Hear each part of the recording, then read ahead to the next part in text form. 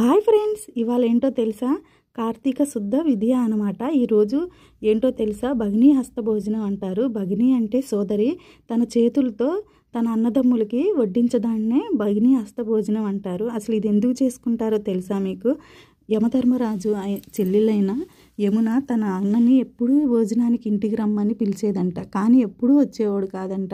కానీ ఆయన కార్తీక మాసంలో వచ్చే ఈ శుద్ధ విధియ రోజు వచ్చాడంట. అందుకనే ఆమె అన్నీ తన చేతులతో తన అన్నైన యమధర్మరాజుకి అన్నీ తన చేతులతో వండి పెట్టి సంతోషంతో ఫీల్ అయిందనమాట. అయితే అప్పుడు యమధర్మరాజు, నీకేం వరం కావాలో కోరుకో యమున అన్నాడంట. అప్పుడు యమునా దేవి, అన్న, నువ్వు ఈరోజు నా ఇంటికి వచ్చి నా ఇంట్లో భోజనం చేసావు, నాకు ఎంతో సంతోషం కలిగింది.